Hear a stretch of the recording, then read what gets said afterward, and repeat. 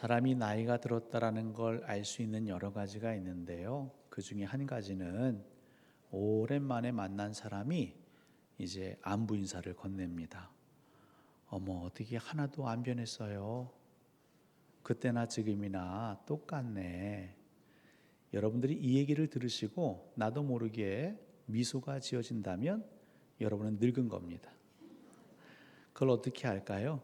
제가 그런 얘기를 참 좋아하게 됐습니다. 근데 사실 객관적이지 않죠. 거울을 보면 달라요. 주름도 생기고 눈도 처지고. 여러분, 눈밑 지방, 제 밑에 눈밑 지방도 있더라고요. 배에 있는 지방도 부족해서 눈밑 지방까지. 그때나 지금이나 똑같아요. 이게 기쁜 얘기가 될 때도 있지만요, 사실 좋지 않은 얘기가 될 수도 있지요.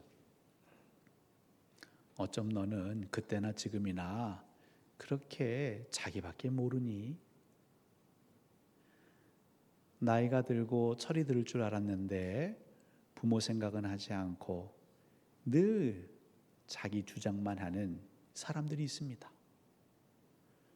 그 면전에다가는 말을 못해도 사람들하고는 얘기합니다. 형제지간에 얘기합니다.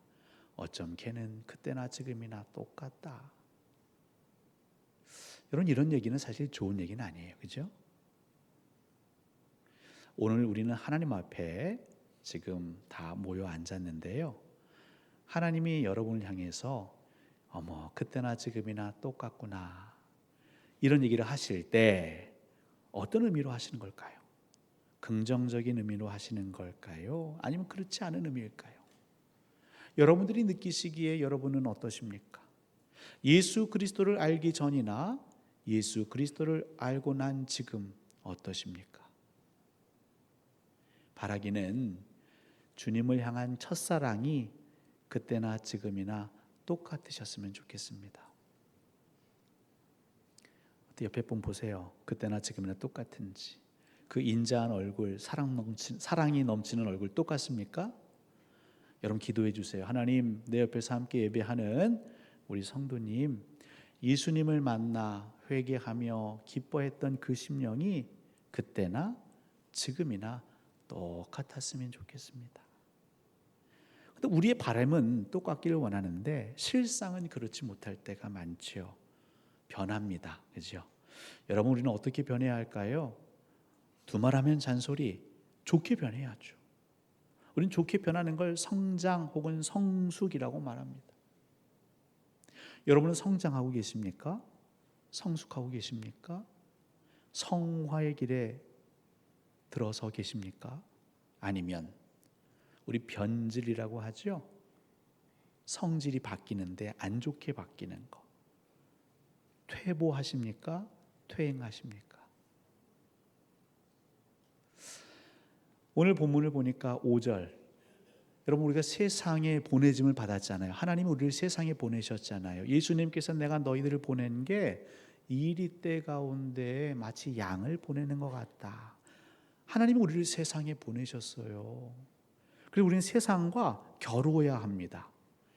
근데 이 세상은 우리를 자꾸 넘어뜨리려고 하죠. 우리는 이걸 영적 싸움이라고 하는데, 성도는, 신자는 이 세상과의 싸움에서 이겨야 돼요. 이 세상을 이긴다라는 게 여러 가지 의미로 해석될 수 있겠지만, 세상이 여러분들의 믿음과 신앙을 변질시키고 뒤로 물러서게 하고 그렇게 나쁜 쪽으로 변화시키는 유혹과 미혹과 핍박을 우리가 어떻게 해요? 맞서 싸워 이기는 걸 말하는 겁니다. 세상을 이긴다라는 건 여러분들의 처음 신앙을 지킨다는 의미예요. 하나님을 위해, 예수 그리스도를 위해 제가 헌신하겠습니다 결단했던 그 결단을 지키는 걸 말합니다. 여러분들은 그 서약을, 그 결단을 잘 지키고 계십니까?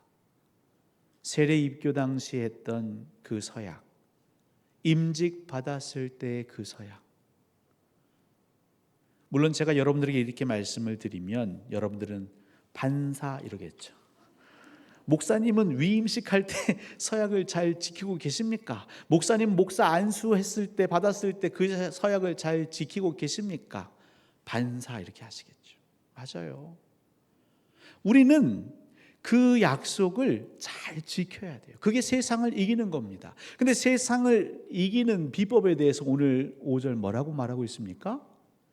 예수 그리스도가 누구이심을 믿어야 해요? 하나님의 아들이심을 믿어야 합니다. 너무나 뻔한 얘기를 하시네. 자, 그런데 여기에 대해서 6절 뭐라고 얘기하고 있죠? 우리 예수님은요, 물로만 오신 게 아니라 물과 피로 임하셨다. 그리고 이걸 믿어야 된대요. 자, 예수 그리스도가 하나님의 아들이심을 믿는다라는 건 예수님께서 물과 피로 임하셨다라는 걸 믿는다, 이 의미입니다. 아시겠죠? 자, 그러면 이제 우리에게는 숙제가 생겼습니다. 물과 피로 임한다라는 게 무슨 의미냐? 자, 물 단도직입적으로 들어갑니다. 세례하고 관계되어 있지요. 여러분, 예수님은 세례를 받으셨습니까? 안 받으셨습니까? 받으셨어요. 하나님의 아들이신데도 세례를 받으셨어요. 여러분들은 세례 받으셨습니까? 자, 우리가 세례를 받을 때 예수님 당시에는 이제 물에 잠기잖아요. 몸을 가진 사람만 세례 받을 수 있겠죠. 여러분, 물로 임하셨다, 이 얘기는 뭐냐? 세례를 받으셨다, 이 말은 예수님이 이 땅에 육신으로 오셨다라는 걸 반증하고 있는 거예요. 여러분, 이게 왜 중요합니까? 하나님과 동등됨을 취하실 수 있는 분이 이 땅에 썩어질 육신을 입고 오는 건 사실 그렇게 유쾌한 일은 아니죠. 여러분들은 어떠세요?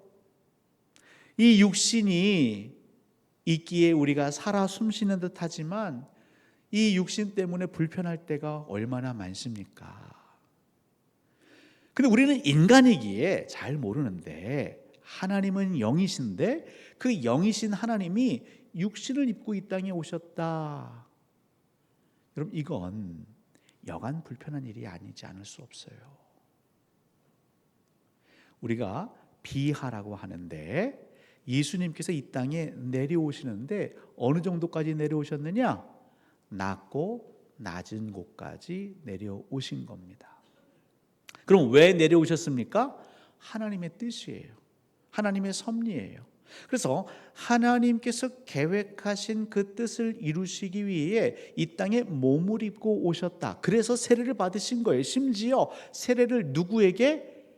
죄 가운데 태어난 세례 요한에게 받았습니다. 이것도 예수님은 흔쾌히 수용하셨어요.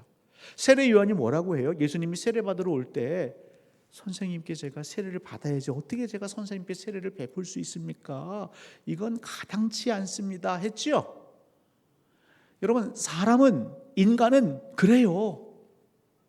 근데 예수님은 어떻게 보면 한참 모자란 자에게 세례를 받으시고 연약한 썩어질 육신을 입고 오셨음에도 눈 하나 깜짝하지 않으셨어요. 여기서 말하는 건 불평하지 않으셨어요. 낙심하지 않으셨어요. 하나님의 뜻이기에 하나님이 보내신 그 자리에서 묵묵히 인내하며 순종하셨어요. 여러분들이 예수 그리스도가 하나님의 아들이시요 그 예수님이 물과 피로 임하셨다는 걸 믿는다라는 건 좀 더 구체적으로 하나님이 보내신 자리에 내 지금 처한 형편을 내가 그대로 따른다라는 의미입니다. 여러분들은 거듭난 분들이잖아요. 거듭난 사람들은 예수 그리스도를 하나님의 아들로 믿는 자요. 거듭난 사람들은 물과 피로 사는 겁니다. 근데 물로 산다라는 게 내가 육신을 입은 자로 하나님이 보내신 그 자리에서 내가 기쁘게 순종의 제사를 드린다는 거예요. 예수님의 삶은요, 이 땅에서 모든 순간순간이 순종의 제사였어요. 못마땅한 자리도 있었죠. 불편한 자리도 있었죠. 어려서도 배고프셨을 거고 나중에는 힘겹게 일하셨어야 할 거고, 그래도 예수님은 그때마다 하늘 아버지를 향하여 불평하신 것이 아니라 늘 아멘으로 순종의 예배를 드리십니다. 여러분, 성도는 그렇게 살아야 돼요. 거듭난 사람들은 어떻게 살아야 되냐면요, 하나님이 나를 이곳에 보내셨다라는 섭리를 여러분 믿으셔야 돼요. 이 진리를 마음으로 받아 아멘으로 순종하는 사람들은요, 놀라운 변화가 생깁니다. 그 변화는 무엇이냐면 불평하지 않아요. 비교하지 않아요. 내가 왜 이 사람을 만났을까? 내가 왜 이 시댁에 시집 왔을까? 내가 왜 이 가문에 식구가 되었을까? 우리 살다 보면요, 힘들면 자꾸 그 근원을 따져 물어요. 심지어 어떤 사람은 하나님 이렇게 살게 하실 거면 저를 왜 이 땅에 보내셨어요? 왜 태어나게 하셨어요? 라고 따져 묻는 사람도 있어요. 물론 그 심정은 이해되지만 예수 그리스도가 물과 피로 임하신 걸 믿는다라는 건 그 예수를 따른다라는 것이고, 예수님도 입 꾹 닫고 인내하며 육신으로 이 세상을 사신 것처럼 여러분들도 하나님이 보내셨으니까 이 땅에서 순종하며 인내하며 사셔야 하는 거예요. 그게 세상을 이기는 비결이에요. 세상이 어떻게 여러분들을 흔들어요? 나보다 훨씬 잘 사는 사람들을 보이면서 여러분들을 유혹하고 미혹하고 시험에 빠지게 하잖아요. 우리가 왜 자꾸 비교합니까? 남의 집 남편이 자상해 보이고 옆집 아내가 사랑스러워 보이고. 왜 그래요? 여전히 우리가 거듭나지 않아서 그래요. 예수 그리스도가 이 땅에 오심을 우리가 묵상하지 않기 때문에 그렇습니다. 여러분들이 이 땅에 지금 오늘 이 자리에서 예배드리시는 건 여러분들이 계획한 게 아니고 하나님이 이끄신 겁니다. 여러분 이걸 꼭 믿으세요. 오늘 내가 여기 있는 곳은 하나님이 예정하신 것이고, 그 얘기는 이 자리에서 내게 원하시는 하나님의 예배가 있는 겁니다. 저는 목사니까 목사 얘기를 좀 해볼까요? 목사들도 참 다양하죠. 저 역시도 그랬지만 이게 쉽지가 않아요. 우리들 가운데, 이 목사들 가운데 이렇게 얘기하는 사람들이 있습니다. 내가 역량이 대단한데 우리 교회가 날 받쳐주지를 못해. 우리 교인 수도 작고 부목사도 없고 건물도 노후됐고 시스템도 없고 이런 것만 있으면 내가 그냥 훨훨 날아다니면서 목회할 텐데. 여러분 이런 생각을 가진 사람이 있을까요, 없을까요? 있어요. 저도 한때는 그런 생각을 한 적이 있어요. 여러분 부목사, 담임 목사는 물론 조금 다르지만 어쨌든 목사는 목사잖아요. 그렇죠? 그러면 하나님이 보내신 자리에서 충성해야겠죠. 근데 제가 한때는요, 분명 하나님이 예비하신 사역의 자리인데 불평했어요. 하나님 이런 교회, 이런 담임 목사 밑에서 무슨 목회를 배웁니까? 걷어차고 나올 때가 많이 있었습니다. 그건 제가 수차례 얘기했으니까 더 말씀드리지 않을게요. 여러분 지금도 그렇게 하나님이 보내신 자리에서 충성할 생각은 하지 않고 내가 담임만 나가면 정말 행복하게 목회할 텐데, 그러면서 이 귀한 시간을 흘려보내는 제 동기들이 있어요.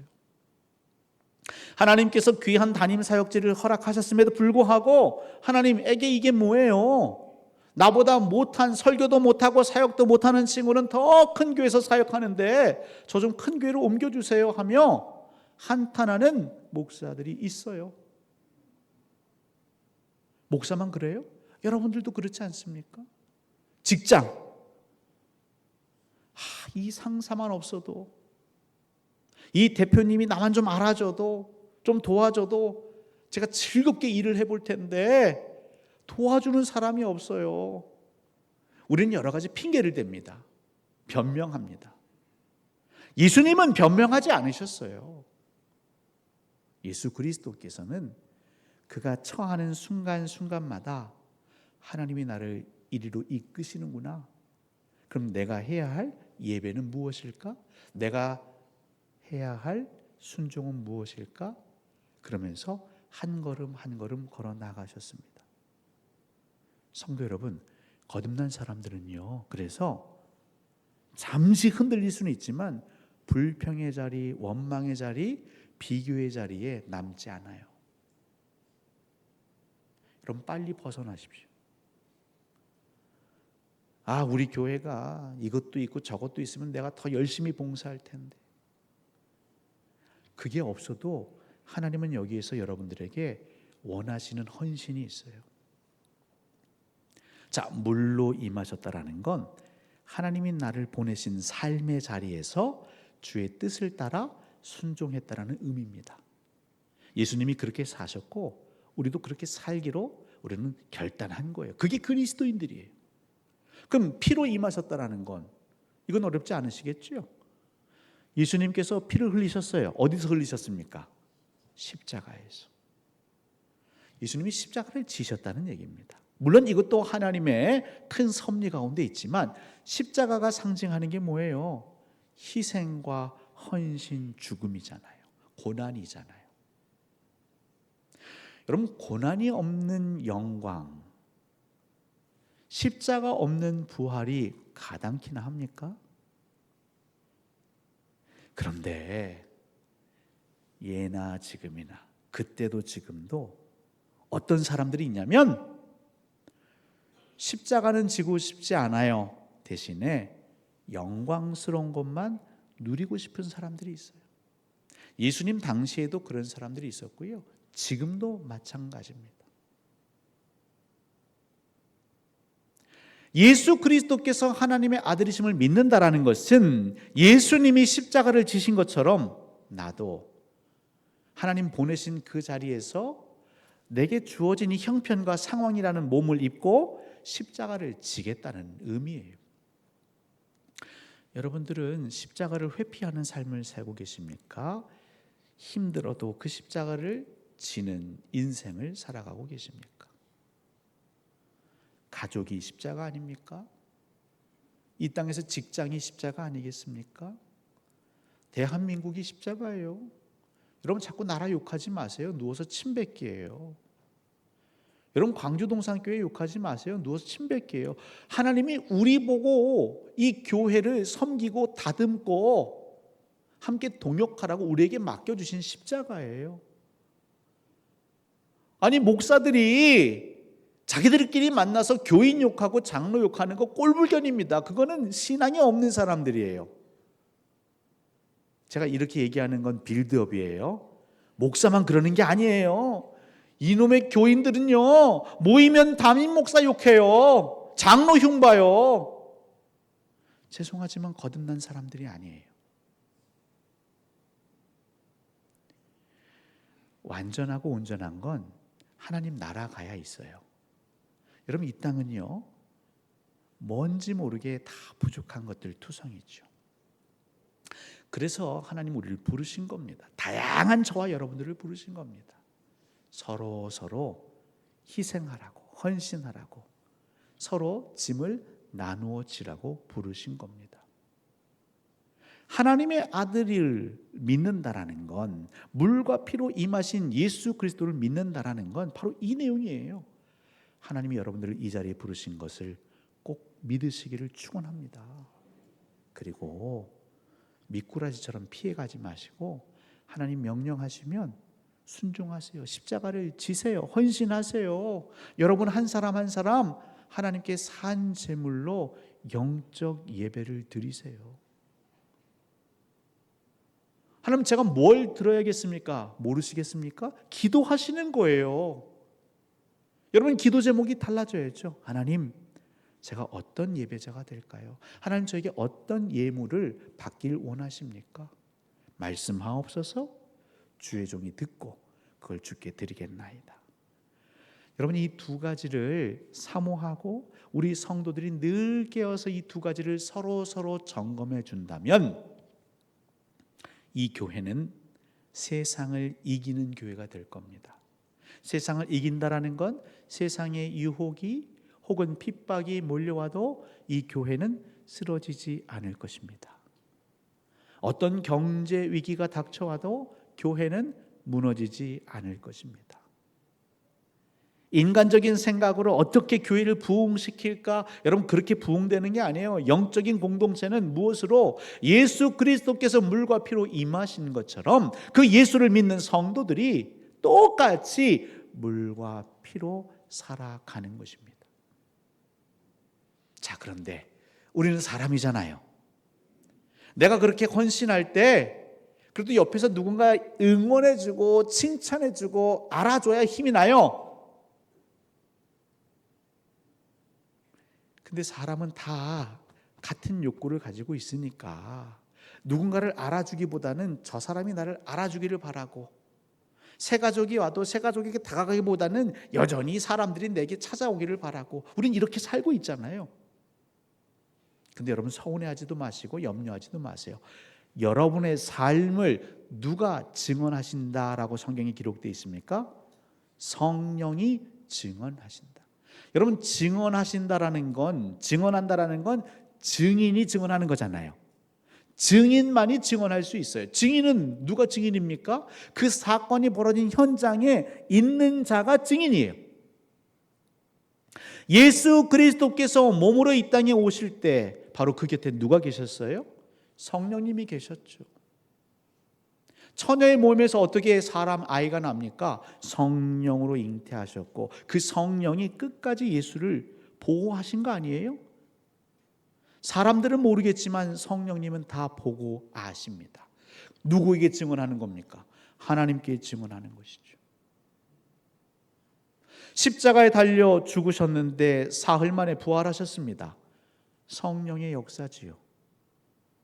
성령이 증언하는 것입니다.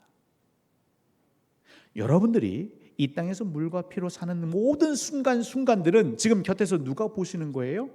성령님이 보고 계세요. 여러분들이 거듭난 자로 살고 있는지 아니면 여전히 이전 것에 매여 살고 있는지 성령님이 다 지금 보고 계세요. 여러분들이 눈에 보이는 것에 주목하는지 눈에 보이지 않는 것에 주목하는지 지금 성령님이 다 보고 계세요. 내가 지금 있는 이 가정과 일터와 교회가 아닌 마음은 콩밭에 가 있는지, 아니면 정말 이곳을 사모하고 사랑하며 이곳을 위해 내가 하늘의 밀알되기로 결단했는지 성령님이 보고 계세요. 오늘 날씨가 좀 흐려요. 어제는 너무 좋았는데 그래서 그런지 제가 좀 차분하죠. 날씨의 영향을 많이 받는 것도 이건 늙었다라는 건가요? 여러분, 근데 이 교회가요 참 놀랍지 않습니까? 힘들다 하는데 이 교회가 여전히 예배의 자리를 지키고 있어요.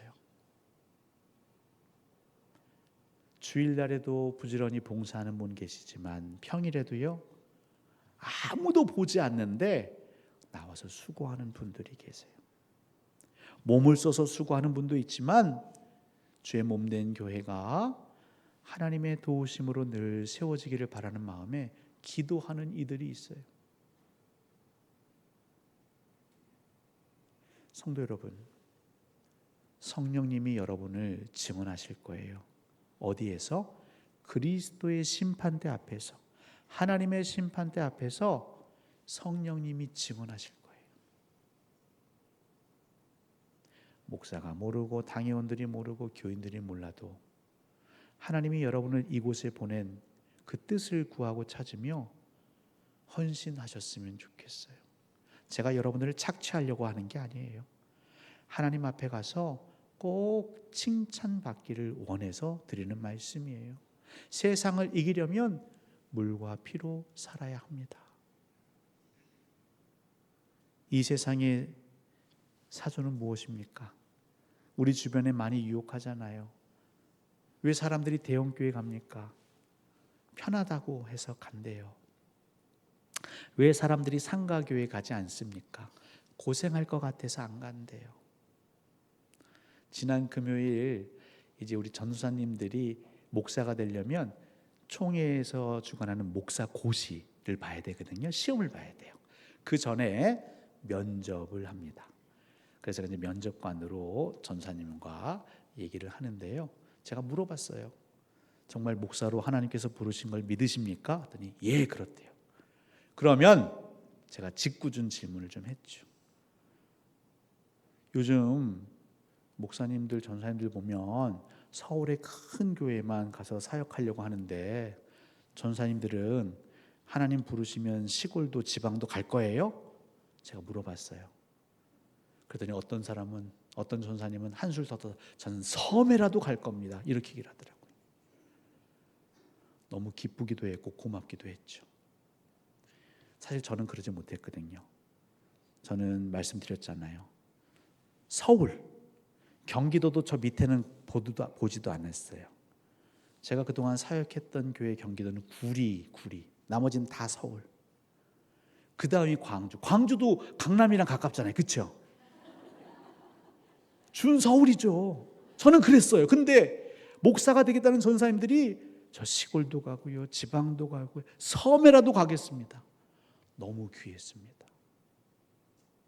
사람들이 알아주지 않아도, 교인들이 얼마 없어도 그곳에 가서 사명을 감당하겠다는 그 얘기를 들으니 제가 자신이 너무 부끄럽고 그분들이 너무 귀했어요. 여러분 기도해 주세요. 그분들의 마음이 변하지 않도록. 그때나 지금이나 그 전사님들이 정말 하나님 보내신 자리에서 순종할 수 있도록 여러분 계속 기도해 주세요. 우리의 삶이 그렇게 한 걸음 한 걸음 하나님 앞에서 살아갈 때 결국 여러분들에게는 하나님 주시는 평안이 깃들 줄 믿습니다. 여러분 이 교회는 하나님이 키워가시는 거예요. 저와 여러분들이 거듭난 자로 살아갈 때, 특별히 예수 그리스도처럼 물과 피로 살아갈 때 하나님 이 교회에 은혜를 부으십니다. 이 교회에 평안을 부으십니다. 사람들이 위로받습니다. 왜요? 하나님을 만나야 위로받죠. 우리 성도님들 지금까지 잘 살아오셨는데 나도 모르게 마음이 조금 흔들리는 분들 계십니까? 저는 이제는 안 흔들려요. 저는 이 교회가 너무 좋아요. 제발 쫓아내지 마세요. 우리 목사님 섬에 가서 목회하라고 기도하지 마세요. 저는 여기 보내셨으니까 저는 여기 말뚝을 박을 거예요. 여러분, 하나님 우리를 여기에 모이게 하셨으니 이곳에서 변하지 말고 이 신앙 지키며 살아갑시다. 그게 바로 거듭난 자의 인생이 아닐까 싶어요. 여러분 실천하세요. 오늘 집에 가셔서 남편에게 아내에게 고백하세요. 나랑 결혼해줘서 고마워요. 당신은 나의 영원한 사랑이에요.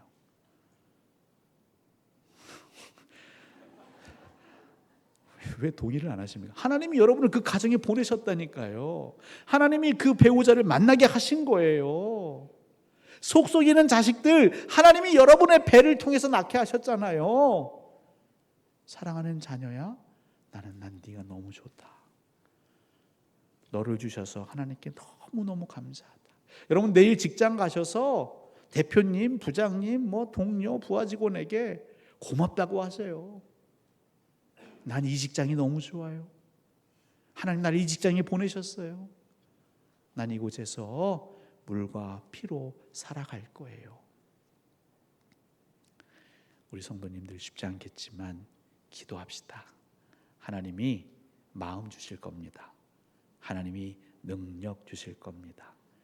그렇게 이 한 주간도 세상에 지지 말고 자꾸 옆집 보지 마세요. 다른 직장 보지 마세요. 제발 유튜브로 다른 교회 목사님 설교 듣지 마세요. 이곳이 하나님 내게 보내신 곳이고 하나님 이곳에서 충성하겠습니다. 그렇게 아름답게 거듭난 자로 이 한 주간 살아내시기를 주님의 이름으로 소원하고 축복합니다. 함께 자리에서 일어나셔서 우리